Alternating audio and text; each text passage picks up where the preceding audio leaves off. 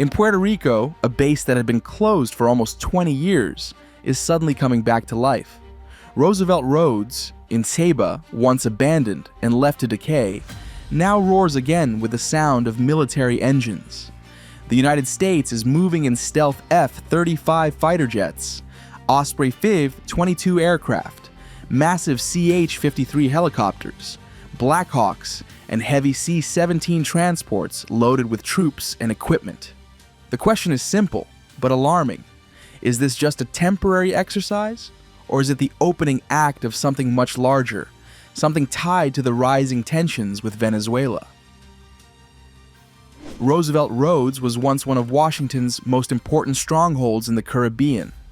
Built during the Cold War, it served for decades as a strategic hub, but in 2004, it was closed after protests and changing military priorities.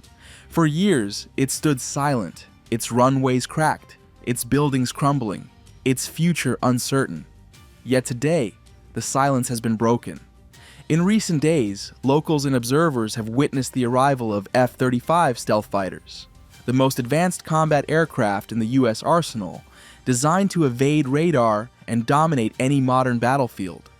Alongside them, Osprey 5E-22 tiltrotors are landing, machines that combine the vertical lift of a helicopter with the range and speed of an airplane, ideal for rapid deployment across the islands. Heavy CH-53 helicopters and UH-60 Blackhawks are also on the ground, essential for moving troops, supplies, and equipment. Massive C-17 Globemaster transport planes have been landing, unloading vehicles and soldiers. This is not a light presence. This is a major buildup. And so, we must ask, why revive a decaying base? Why pour in this level of firepower, unless Washington is preparing for something more? What is happening in the skies of Puerto Rico is mirrored in the surrounding seas. The Caribbean, in recent weeks, has seen an unusual concentration of U.S. Navy warships. The types of vessels deployed reveal much about Washington's intentions. R. Lee Burke-class destroyers, the backbone of the Navy, are capable of launching Tomahawk missiles to strike targets more than 1,500 kilometers away. These ships, equipped with the Aegis combat system, can track dozens of aircraft and missiles simultaneously, offering protection to the entire fleet.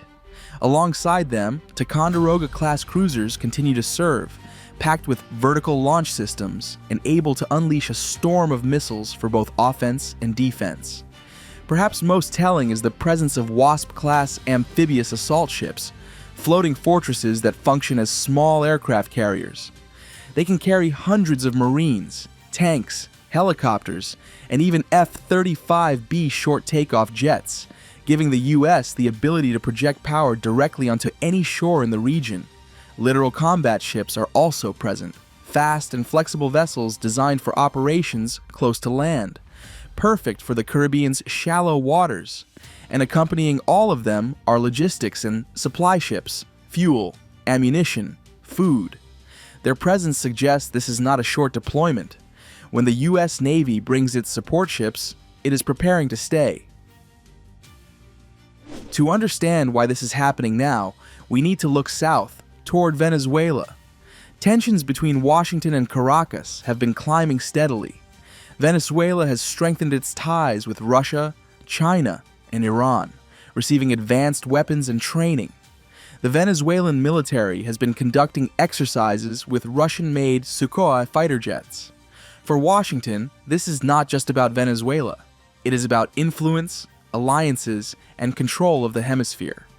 By reactivating Roosevelt Roads and positioning naval forces in the Caribbean, the United States sends a direct message. It is ready to respond. And the buildup may not stop here. In recent days, unconfirmed reports and naval tracking data suggest that the U.S. could be moving even more powerful assets into the region, possibly including a carrier strike group. If true, this would mean not just destroyers and amphibious ships, but a full-size nuclear-powered aircraft carrier with dozens of FA-18 Super Hornets and electronic warfare planes, supported by cruisers, destroyers, submarines, and supply ships. The presence of a carrier group would completely change the balance of power in the Caribbean, signaling that Washington is ready for sustained operations, not just symbolic patrols.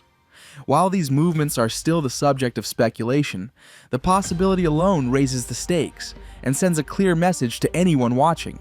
The U.S. is prepared to escalate if necessary. The reactivation of Roosevelt Roads carries enormous strategic weight. From this base, the United States can control vital sea lanes in the Eastern Caribbean, rapidly deploy forces toward South America.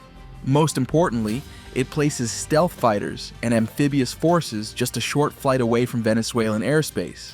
With F-35s in Puerto Rico, destroyers and cruisers at sea, and Marines stationed aboard amphibious assault ships, Washington now has a layered force: air dominance, sea control, and the ability to land troops quickly if needed. This combination is not defensive in nature. It is an unmistakable display of offensive power projection, the kind of posture that says, "We are ready and we are watching." But with such buildups come risks. Whenever rival forces gather this close together, the possibility of miscalculation increases. One radar lock on a fighter jet, one patrol boat venturing too near a warship, one missile test interpreted the wrong way, any of these could spark a dangerous chain reaction. History has shown us how quickly tensions can escalate in the Caribbean. It happened during the Cuban Missile Crisis, when the world came within inches of nuclear war. And now, decades later, the same waters are once again filling with warships, aircraft, and uncertainty. So we must ask ourselves, are we watching the Caribbean turn into the next flashpoint of global confrontation? Roosevelt Roads lives again. Jets scream across its skies. Destroyers and carriers patrol its waters. And just a few hundred miles to the south, Venezuela watches and prepares. The Caribbean is no longer calm. It has become a chessboard. And with every new move, the stakes rise higher. What happens next may very well change the balance of power in the entire hemisphere. Thank you for watching this video and staying with us through this deep dive into the unfolding situation. If you want to stay updated on what happens next in the Caribbean and beyond, don't forget to like this video, subscribe to the channel, and hit the notification bell so you don't miss our next report. Your support means everything, and together we'll keep following the moves on this global chessboard.